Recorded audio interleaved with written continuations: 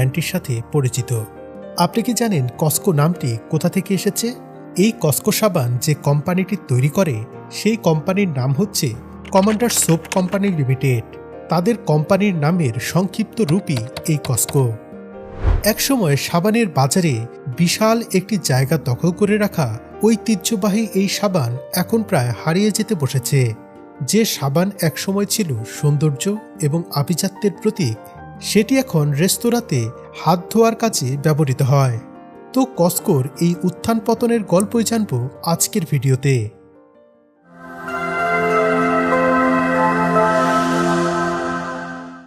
1947 সালের দেশভাগের পরপরই 1948 সালে প্রতিষ্ঠিত হয় কমান্ডার সোপ কোম্পানি লিমিটেড। সাবান কিন্তু সেই সময় নিত্য ব্যবহার্য কোনো পণ্য ছিল না। শুধুমাত্র শহুরে এলিট শ্রেণী সেই সময় সাবান ব্যবহার করত। প্রতিষ্ঠার কয়েক বছরের মধ্যেই বাজার দখল করে নেয় এই কসকো। পাকিস্তান পিরিয়ডে পাকিস্তানের দুই অংশে জনপ্রিয় সাবান হয়ে ওঠে কসকো। 1971 সালে আমাদের মহান মুক্তিযুদ্ধের পর নতুন উদ্যমে শুরু হয় কসকোর যাত্রা। ততদিনে সাবানের বাজারও বড় হয়েছে। বড় শহর পেরিয়ে মফস্বল শহরেও তখন কিছু কিছু সাবানের ব্যবহার শুরু হয়েছে, কিন্তু তখনও সাবান ছিল ধনী শ্রেণীর ব্যবহার্য বস্তু। এমনকি সে সময় বিভিন্ন অনুষ্ঠান যেমন বিয়ে, জন্মদিন বা সুন্নতে খাতনাতেও সাবান উপহার দেওয়ার চল ছিল এবং উপহার সামগ্রী হিসেবে কসকোর কদর ছিল খুবই বেশি। এর প্রমাণ পাওয়া যায় সেই সময়ের কিছু ছড়াতে। একটি ছড়ার অংশ ছিল আপুর বিয়ে কসকো সাবান দিয়ে। তো যাই হোক, 1980-র দশকের মাঝামাঝি থেকে সাবান ক্রমান্বয়ে নিত্য ব্যবহার্য পণ্যে পরিণত হতে থাকে এবং 1990-এর দশকে গিয়ে সাবানের বাজার বিশাল আকার ধারণ করে। সেই সময় কসকো হয়ে ওঠে সৌন্দর্যের প্রতীক। তবে 1990-এর দশকের প্রথম দিক পর্যন্ত কসকো বাজারের শীর্ষে অবস্থান করলেও এরপর থেকেই বাজার তাদের হাতছাড়া হতে থাকে। সে সময় ছিল প্রচারণার এক স্বর্ণযুগ। বিভিন্ন কোম্পানি নানা আকর্ষণীয় প্রচারণার মাধ্যমে তাদের পণ্যকে ক্রেতাদের সামনে হাজির করতে থাকে, আর সেই সাথে তারা সময়ের সাথে তাল মিলিয়ে নিজেদের পণ্যে নিয়মিত পরিবর্তন আনতে থাকে। কিন্তু কসকো সেখানেই পিছিয়ে পড়ে। কসকো সময়ের সাথে তাল মেলাতে পারেনি।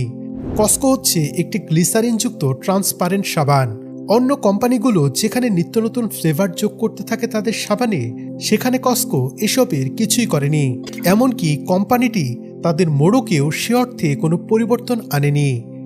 একসময় পত্রিকা, ম্যাগাজিন ও টেলিভিশনে নিয়মিত বিজ্ঞাপন প্রচার করলেও বিক্রি কমে যাওয়ার সাথে সাথে তারা বিজ্ঞাপনও কমিয়ে দেয়। ফলশ্রুতিতে তারা আরও পিছিয়ে যায় প্রতিযোগিতা থেকে। দেশি বিদেশি নানা রকম সাবানের ভিড়ে কসকো এখন মৃতপ্রায়।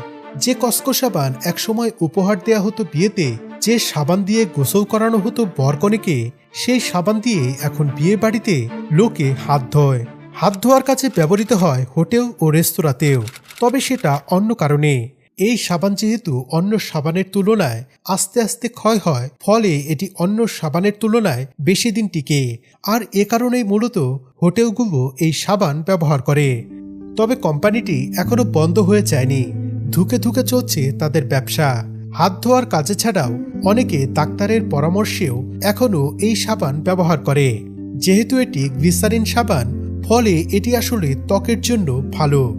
তাই অনেকের অ্যালার্জির সমস্যার জন্য ডাক্তাররা এই সাবান ব্যবহারের পরামর্শ দিয়ে থাকেন।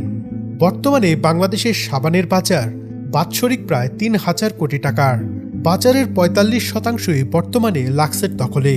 স্থানীয়ভাবে তৈরি সাবানে ৮০% চাহিদা পূরণ হচ্ছে, আর বাকি ২০% চাহিদা পূরণ হচ্ছে আমদানিকৃত সাবান দিয়ে। কসকো সাবানের প্রথম ব্যবস্থাপনা পরিচালক ছিলেন শিল্পপতি ফজলুর রহমান খান। ১৯৮৫ সাল থেকে এই দায়িত্ব পালন করছে তার ছেলে মোহাম্মদ জাকারিয়া খান। সাবানে ভিন্নতা আনলে ভোক্তার কাছে কতটা গ্রহণযোগ্যতা পাবে এই শঙ্কা থেকেই কর্তৃপক্ষ কোনো পরিবর্তন আনেনি। তবে তারা বর্তমানে ব্যবসা বাড়ানোর চেষ্টা করছে। হ্যান্ড ওয়াশ, ডিশ ওয়াশ এবং কসকো বার সাবান তারা বাজারে নিয়ে এসেছে। যদিও কসকো সাবানের মান এখনও বেশ ভালো আর গ্লিসারিনও ত্বকের জন্য খুবই উপকারী, তবে সময়ের সাথে নিজেদের পরিবর্তন আনতে না পারা, সুপরিকল্পনার অভাব এবং সর্বোপরি কর্তৃপক্ষের অদূরদর্শিতার কারণেই সাবানের এই ব্র্যান্ডটির আজ এই বেহাল দশা।